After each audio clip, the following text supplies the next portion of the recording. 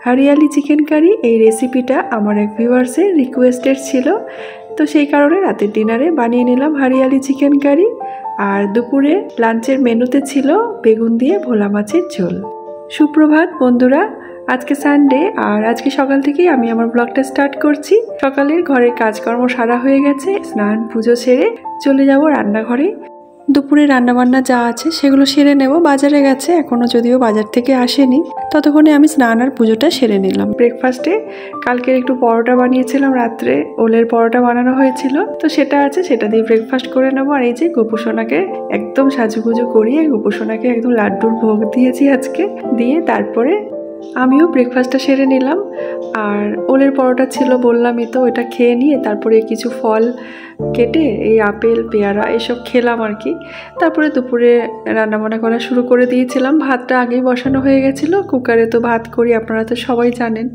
তো কুকারে ভাতটা করি, কিন্তু আমি মাঠটা ঝরিয়ে নিই। মার সমেত কিন্তু ভাতটা খাই না, কারণ কুকারে ভাত করলে মাঠটা ছড়িয়ে খেলে সেটা কোনো অসুবিধা হয় না, শরীরে ক্ষতিও হয় না। তো যাই হোক, ভাতটা হয়ে গেছে। আজকে একটু ভোলা মাছ এনেছে, তো ভোলা মাছটা বেগুন দিয়ে ঝোল করব। একটু পেঁয়াজও দেবো তার সাথে। তো মাছটা বেশ ভালো করে ধুয়ে নুন হলুদ মাখিয়ে রাখলাম। আর এখানে আমি টমেটো কেটে নিচ্ছি, আর বেগুনটাকে এইভাবে লম্বা লম্বা করে কেটে নেব।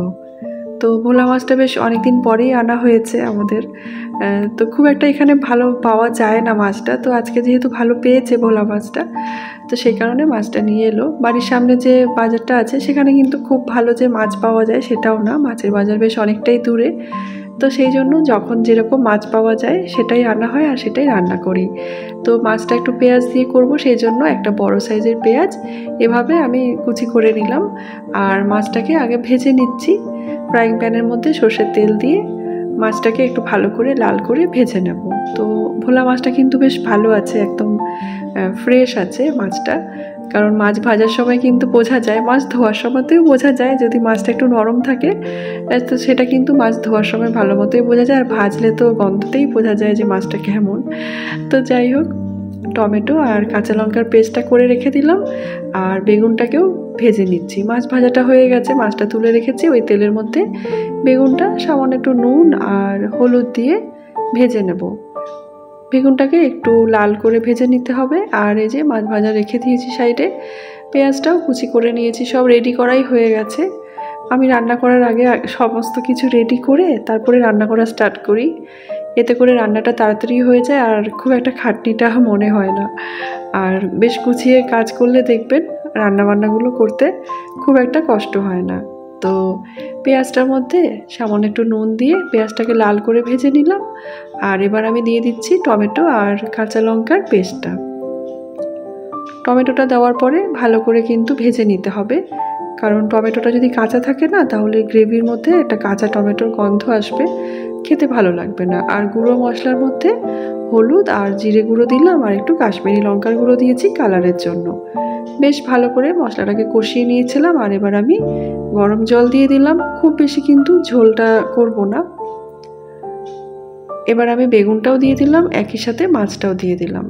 আরও মোটামুটি 5 মিনিটের মতো রান্নাটা করে নেব মিডিয়াম আছে। তো মাছটাকে একটু উল্টে পাল্টে দেবো ভালো করে, মানে এক সাইড হয়ে গেছে, তার পরের সাইডটাও আমি মাছটা উল্টে দিলাম। এবার কিন্তু রান্নাটা মোটামুটি কমপ্লিট হয়ে এসেছে। উপর দিয়ে কয়েকটা দিয়ে দিচ্ছি কাঁচা লঙ্কা। তো আপনারা একজন কমেন্ট করেছিলেন যে লঙ্কাটা আমি কেন দিই। ওপরে নামাবার আগে কাঁচা লঙ্কা আর ধনেপাতা দিলে মাছের ঝোলের যে ফ্লেভারটা খুব ভালো হয়। আর যারা কাঁচা লঙ্কা খেতে ভালোবাসে তারা কিন্তু মাছের ঝোলের মধ্যে যদি কাঁচা লঙ্কাটা দিয়ে সেটা খাওয়া যায় তাহলে কিন্তু ভালো লাগে। এমনি নর্মাল কাঁচা লঙ্কা খাওয়ার থেকে এই ঝোলের মধ্যে যে লঙ্কাটা দেওয়া হয় সেটা ভাতের সাথে খেতে কিন্তু ভীষণ ভালো লাগে। আর যদিও কাঁচা লঙ্কাগুলো আমিই খাই, আমার ভালো লাগে খুব খেতে। আর একটু উচ্ছে ভর্তা করে নিয়েছিলাম, নুন আর একটু সর্ষের তেল দিয়ে উচ্ছে ভর্তাটা ভালো করে মেখে নিয়েছি। আর এই যে বেগুন দিয়ে ভোলা মাছের ঝোল, এই হলো আজকের দুপুরের খাবার আর কি। লাঞ্চের জন্য এটাই বানিয়েছি, বেশি কিছু বানাইনি। চিকেনও আনা হয়েছে, তো চিকেনটা আমি রেখে দিয়েছি ফ্রিজে। আজকে এবেলাটা আর বানালাম না, একেবারে রাতেই বানাবো। তো মাছের ঝোলটা কিন্তু বেশ ভালো লাগছে খেতে, খুব টেস্টি হয়েছে। দিয়া দিশাকেও দিয়ে দিয়েছি, ওরাও খাচ্ছে। তো একই সাথে লাঞ্চটা সেরে নিলাম। এবার দুপুরবেলাটা একটু রেস্ট নেব কিছুক্ষণ। তো ভিডিও যেগুলো শ্যুট করা হয় সেগুলো এডিট করে নেব দুপুর টাইমটা। আর তারপরে বিকেলবেলা যা কাজ থাকে প্রত্যেক দিন সন্ধে টন্ধে দিয়ে এই যে চলে এসেছি একেবারে রান্নাঘরে ডিনারটা বানিয়ে নেব। চিকেনটা ভালো করে ধুয়ে রাখলাম, তো একটু হারিয়ালি চিকেন বানাবো। তো এর জন্য ধনেপাতা আর কাঁচা লঙ্কা বেটে নিচ্ছি। আপনারা কিন্তু এর মধ্যে একটু পুদিনা পাতাও দেবেন, তো আমাদের এখানে তো অ্যাভেলেবেল নয়, আগেই বললাম সব কিছু পাওয়া যায় না। তো সেই কারণে আমি ধনেপাতা কাঁচা লঙ্কাটা বেটে রাখলাম। ধুয়ে রাখা চিকেনটার মধ্যে একটা লেবুর রস দিয়ে দিয়েছিলাম, তার মধ্যে দিয়ে দিলাম হাফ চামচ জিরে গুঁড়ো, হলুদ, আর দিয়েছি নুন আর গোলমরিচের গুঁড়ো, ধনেপাতা কাঁচা লঙ্কার পেস্ট আর আদা আর রসুনের পেস্ট দিয়ে চিকেনটাকে বেশ ভালো করে মেখে ঢেকে রেখে দেবো মোটামুটি 1 ঘন্টার জন্য। এবারে কড়াইতে দিয়ে দিয়েছি সাদা তেল, গোটা গরম মশলা আর তেজপাতা ফোড়ন দিয়ে ওর মধ্যে কুচনো পেঁয়াজটা দিয়ে দিলাম, একই সাথে নুনটাও দিয়ে দিলাম। পেঁয়াজটাকে বেশ ভালো করে ভেজে নিতে হবে। পেঁয়াজটা ভাজা হয়ে গেলে ম্যারিনেট করে রাখা চিকেনটাও দিয়ে দিলাম। চিকেনটা দিয়ে প্রথমে হাই ফ্লেমে চিকেনটাকে বেশ ভালো করে কষিয়ে নেব।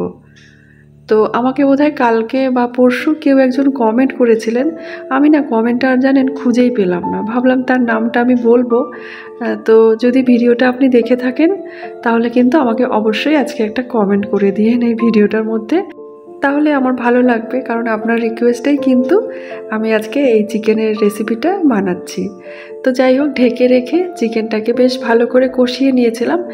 এই রান্নাটাতে আমি 1 ফোঁটা জল ব্যবহার করিনি, কারণ একটু কষা কষা করেই রান্নাটা আমি করব। তবে আপনারা যদি একটু ঝোল খেতে পছন্দ করেন সেক্ষেত্রে সামান্য একটু গরম জলও দিতে পারেন। আমি একদম মাখা মাখা করে নামিয়ে নিলাম। আর হ্যাঁ, নামাবার আগে আমি একটু ফ্রেশ ক্রিম দিয়ে দিয়েছিলাম। ক্রিমটা দেওয়ার জন্য এই চিকেনের, হারিয়ালি চিকেনের যে টেস্টটা ভীষণই ভালো হয়। আর যেহেতু রাতের খাবার জন্য করেছি, আমি আর আলাদা করে একটু বাটার বা গরম মশলা এসব কিছু দিইনি। আপনারা যদি করেন তাহলে নামাবার আগে একটু বাটার, একটু গরম মশলার গুঁড়ো, আর যেটা দেবেন সেটা হচ্ছে একটু ফ্রেশ ক্রিম। এই 3টে জিনিস অবশ্যই দেবেন নামাবার আগে, খেতে কিন্তু খুব ভালো লাগবে চিকেনটা। আর একটু রুমালি রুটি আনা করিয়েছি, আজকে আর রুটিটা বানাইনি ঘরে, ভীষণ গরম লাগছিল জানেন রান্না করতে করতে, মানে এতটাই অস্বস্তি লাগছিল, ওই জন্য কোনো রকমে চিকেনটা বানিয়েছি আর রুটি একটু অর্ডার দিয়ে দিয়েছিলাম। তো রুমালি রুটির সাথে এই হারিয়ালি চিকেনটা খেয়ে দেখবেন, ভীষণ ভালো লাগবে।